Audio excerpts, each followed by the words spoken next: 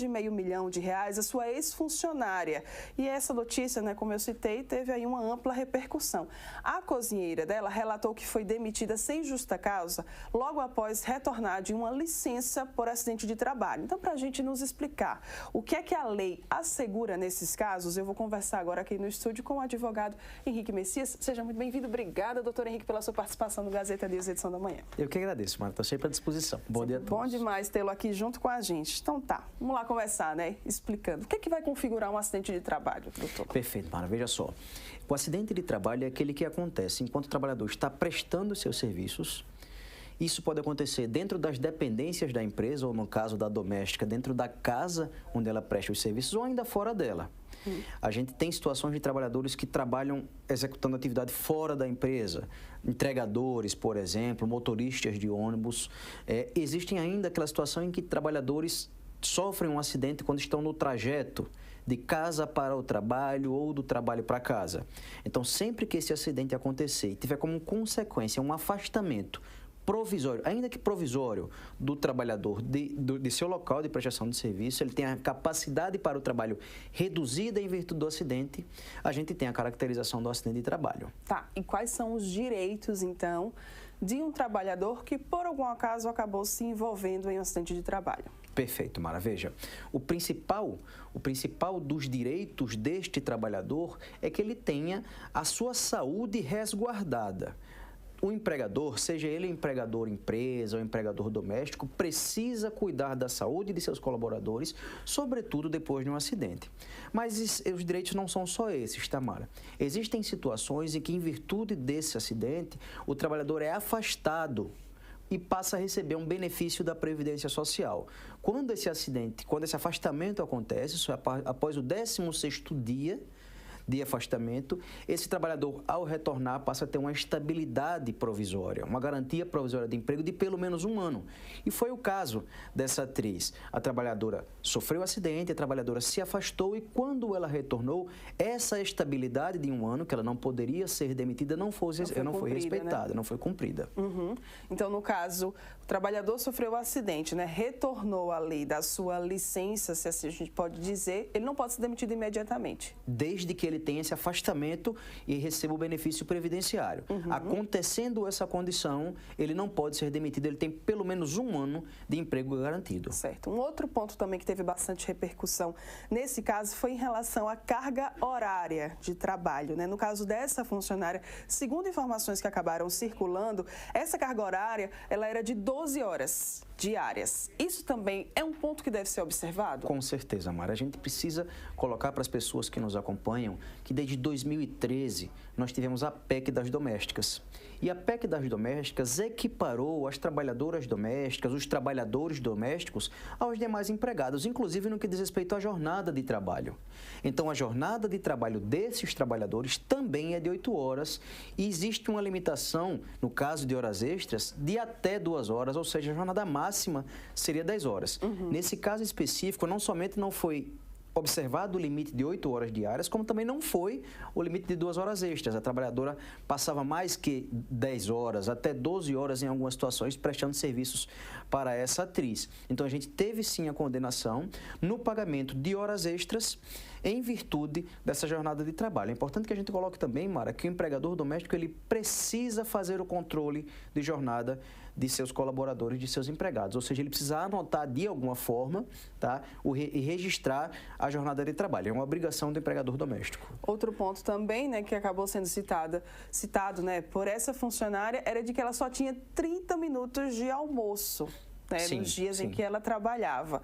Essa questão também do horário de almoço é algo também que vale a pena aí fazer esse alerta para, né, os empregadores? Sim, com certeza. A jornada de trabalho do trabalhador doméstico foi equiparada ao trabalhador normal, como a gente já falou.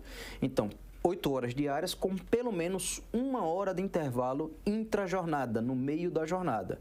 Esse intervalo pode ser de 1 hora, pode ser de 2 horas, ou pode ainda, em algumas situações, ser reduzido para 30 minutos ou aumentado de 2 horas, desde que haja uma negociação com o sindicato que representa aquela categoria.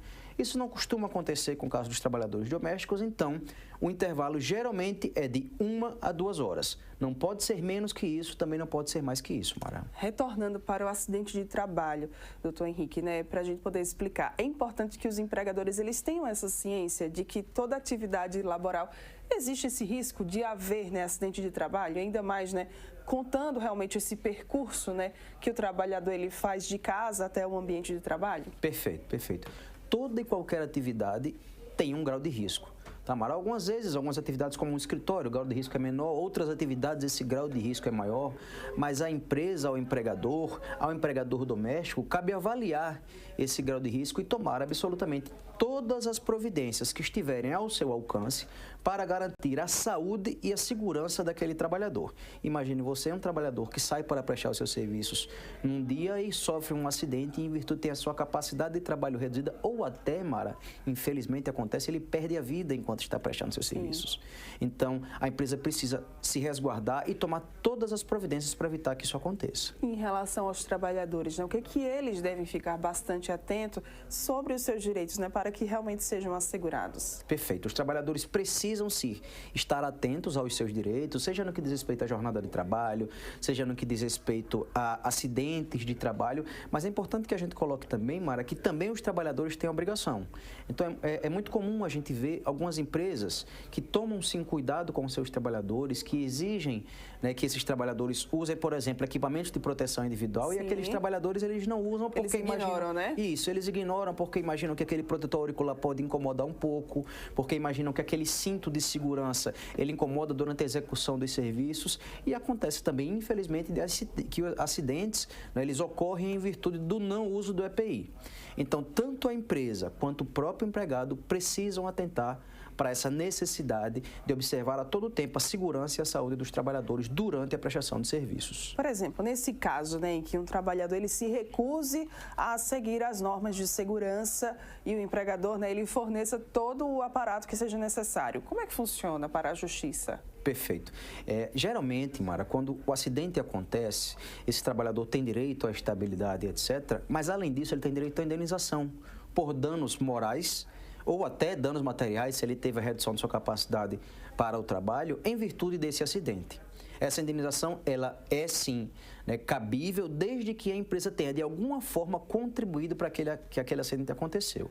Quando o trabalhador deixa de observar as regras da empresa, a gente pode dizer que o acidente aconteceu em virtude, infelizmente, de uma desatenção daquele trabalhador. A gente usa um termo técnico que é culpa exclusiva daquele trabalhador do acidente que aconteceu. E, nesse caso, este trabalhador não terá direito às indenizações, tendo em vista que o acidente aconteceu por culpa exclusiva dele. Não é comum, mas acontece.